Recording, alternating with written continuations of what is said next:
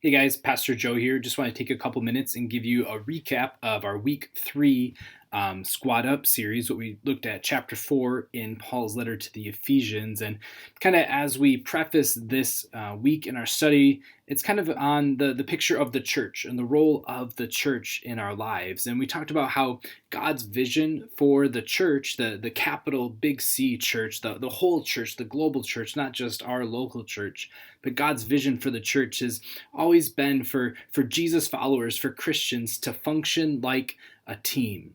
That the reality that we can't go through life alone, and so we need to work together as a team. And so we looked at some passages today, and I'll put the passage up on the screen here in just a second, and you can pause it and read it and then get back into it. But the first two passages we looked at are Ephesians chapter 4, and that is verses 1 through 6, and then verses 11 through 16. And so I'm going to pause for just a second, let you read those, and then we'll pick back up.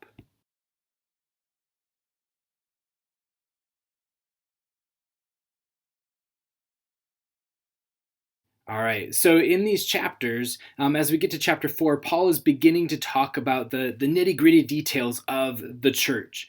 And in chapters 1 and chapters 2, as we've looked at the past 2 weeks, Paul's talked about the importance of unity within the church. And now Paul is moving on to show the Ephesians. Remember, the Ephesian church is made up of a lot of Jews and a lot of Gentiles, and they were very, very different groups of people. And so Paul is saying, here's how you can work together despite your differences. In chapter 2, he talks about how Christ has united them and unified them as one body under him. And so now he's saying, here's how you can work out those differences and work together despite those differences. He challenges his readers, the original readers in the church in Ephesus, but he's also challenging us today to remember that we are part of a bigger team. And when we choose to be unified, we all grow together toward maturity in our relationship with Jesus. Particularly, let's look at verses 11 through 13. Here, Paul kind of lays out some of the roles, some of the giftings that we see throughout the church. There's apostles and prophets, and what else? There's evangelists and pastors and teachers. And some of you may recognize some of those giftings in your life. There's also lots of other roles. That's not just the 5 roles in the church. There's other ways we are gifted. But Paul is saying here's 5 prominent examples we see in the church, and it just goes to show that we can't do it all. And God has gifted us each differently with different strengths, different talents, different passions, so that the whole team, the whole church can be stronger. We don't have to do every single thing on our own, and we're all not getting tired because we're all trying to do it all, but we're living in our strength and who God has created us to be as men and women who follow him. But Paul doesn't stop there with just the strengths.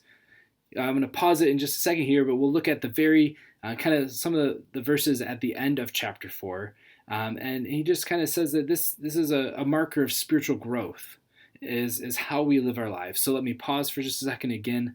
You guys can pause it on your end, read those verses, and we'll get back to it here.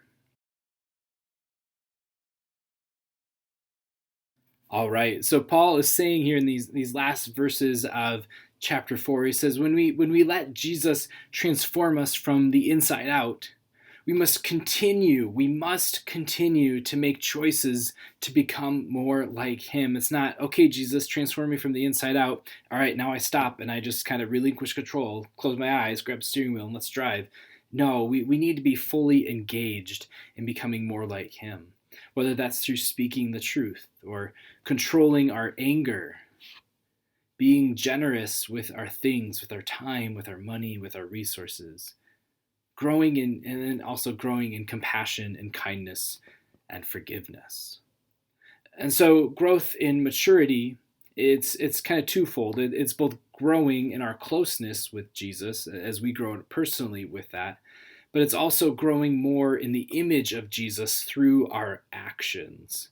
And this isn't something we can do alone. We need our team. We need our squad. If you think of the series, Squad Up, we need our squad to first to encourage us on the journey, to be there to help lift us up.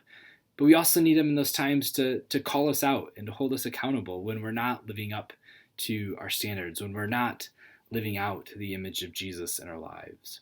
So I want to wrap up today with just kind of 4 ways we can grow together And think about this with your squad of friends, or think about the youth group as a squad or the church as a squad. So the first thing, and there'll be a slide here as we're going through this, first thing is be real with your squad. Be open and honest with each other. Second, learn with your squad. We all have something to learn. My favorite image, and I know I've told it to you guys before, but as we grow and learn about God, it's kind of like fishing in the ocean with an inch of tooth floss. There's so much to learn. And so we all have something to learn, but at the same time, we all have something to teach one another. We all have something to add to the conversation. And so when we gather, whether it's on person or over Zoom, I want to hear from you. We want to hear from you because you have something valuable to add to our group. So don't let your voice be silent. Even if you're an introvert like me, don't let your voice be silent. You have something valuable to add. Third, add to your squad. Who do you see around you in need of a squad or a group of friends, whether that's at school, at church, and have the boldness to invite them into your squad. And fourth, stick with your squad. Show up for each other. Pray for each other. Check in with each other. And be committed to each other. Just want to end by saying that God's dream for you is to grow in your faith and to grow in living out your Christ-likeness. And as Paul teaches us, alone, we're not going to go very far. But together, we can grow together. So we'll see you guys Sunday night, August, let me look at the calendar, 23rd is our last parking lot night of the year. And it's not really a parking lot night. We're kind of wrapping up summer with an outdoor movie and a bonfire. And so if you have any movie requests, be sure to send them to me throughout the week, and I'll look at them and maybe just put some in a hat, and we'll pick out one to watch there. So we'll see you guys Sunday, August 23rd. That's all.